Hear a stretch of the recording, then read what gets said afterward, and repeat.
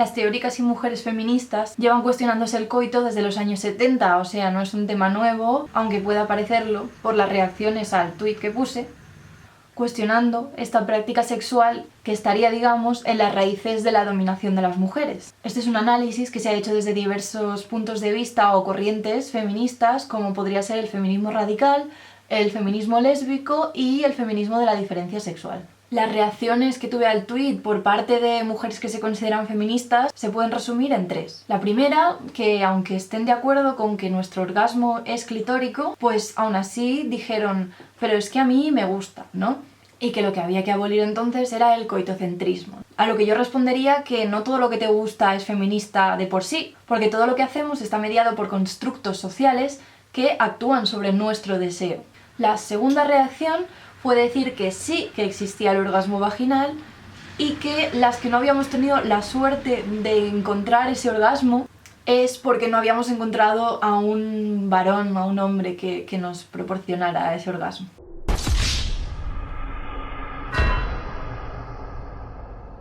Entonces nuestro objetivo sería ¿no?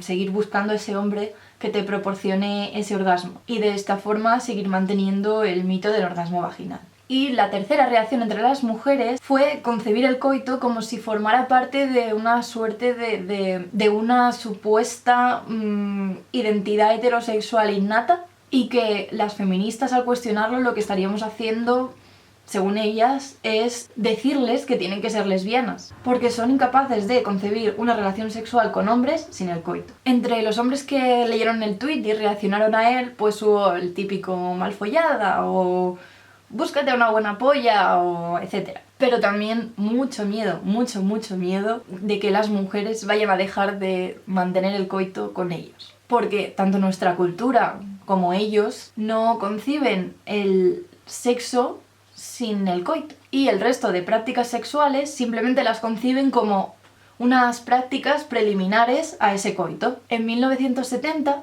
la feminista radical Anne Coed escribe el ensayo de El mito del orgasmo vaginal. En él recoge una serie de evidencias y hace un análisis radical de por qué no existe ese orgasmo vaginal y por qué a los hombres les interesa seguir manteniendo ese mito y por qué muchas mujeres también contribuyen a que ese mito se mantenga. En el ensayo se habla de que nuestro órgano de placer sexual es el clítoris y que la vagina simplemente cumple un papel relacionado con la reproducción. También explica que en algunos casos muy minoritarios se puede conseguir un orgasmo estimulando, digamos, los labios menores y el vestíbulo de la vagina, que sería la parte más externa de la vagina, se puede conseguir un orgasmo clitoriano. Y esto sería lo que erróneamente se ha considerado como orgasmo vaginal. Otra tercera opción, según Coed, para llegar al orgasmo sería el orgasmo psicológicamente estimulado. Es el que se puede alcanzar, por ejemplo, en sueños, y yo añadiría que eso también juega un papel muy importante en la erotización del coito. Por tanto, erotizando el coito y a nivel psicológico se podría llegar a un orgasmo clitoriano, aunque eso sería especular un poco ya que ella no lo explicita. Después da varias razones de por qué las mujeres seguirían manteniendo el mito del orgasmo vaginal. La primera razón se debería a la confusión debido a la falta de conocimiento de nuestra propia anatomía. Todo el mundo sabe cómo funciona un pene, pero no todas las mujeres saben que su centro de placer se sitúa en el clítoris, ni tampoco saben localizarlo. Además, a esto se le añade el deseo de adecuar su propia experiencia a la idea masculina de normalidad sexual. El segundo motivo por el que las mujeres dirían que tienen orgasmos vaginales se debería también al engaño. Y esto sería por el hecho de fingir orgasmos delante de la pareja masculina. Podría deberse, según Coed, a que las mujeres soportan una gran presión por parte de los hombres y que ellos en cada acto sexual, digamos que se jugarían la idea de virilidad. Otro motivo también sería, para este engaño, que debido a la falta de placer sexual durante el coito, las mujeres buscarían acelerar el coito para terminar antes. Y en nuestra sociedad actual yo diría que el porno juega también su papel, porque las actrices porno, en las películas porno, las actrices actúan como si el coito les proporcionara mucho placer, así como otras muchas prácticas sexuales que son humillantes y degradantes. En todas hay orgasmos fingidos, gemidos. En cuanto a por qué los hombres siguen manteniendo el mito, Anne Coed da 6 motivos. El primero es por un motivo físico. Ellos preferirían, digamos, la penetración porque la vagina provee una lubricación y una fricción que les proporcionaría, digamos, una obtención rápida de placer. El segundo motivo es porque los hombres siempre han definido a las mujeres en base a su propio placer. Entonces, la mujer no importaba, era invisible en una relación sexual y por tanto su placer y su centro de placer eran irrelevantes. El tercer motivo sería por la dualidad de masculinidad-feminidad representada como epítome en el pene. El pene representaría la masculinidad en su máximo exponente y se utiliza esa masculinidad para afirmarla sobre el cuerpo sexuado de las mujeres. Por oposición, en esta cosmovisión, la vagina es dependiente del pene. La vagina sería entonces lo femenino, mientras que el clítoris sería lo masculino. Lo masculino, algo a ignorar, algo a suprimir, y de hecho pone el ejemplo de la mutilación genital femenina como algo que Freud llamaba feminización. También hay culturas que consideran que un clítoris grande es feo y masculino, por lo que vierten químicos sobre el clítoris para encogerlo de un tamaño adecuado. Los hombres para Coed temen al clítoris como una amenaza a su masculinidad. El cuarto motivo es que si el clítoris sustituye a la vagina como centro de placer, los hombres entonces serían sexualmente prescindibles para el placer de las mujeres. Al centrar los hombres su placer en la vagina, ignoran el placer de las mujeres y por lo tanto habría que considerar que las razones por las que muchas mujeres eligen como pareja sexual a los hombres y no a las mujeres es por un motivo, según Anne Coed, psicológico. Y bueno, habría que añadirle, aunque esto ya es un análisis posterior, que es por un condicionamiento cultural, que Adrienne Rich llamaría la heterosexualidad obligatoria.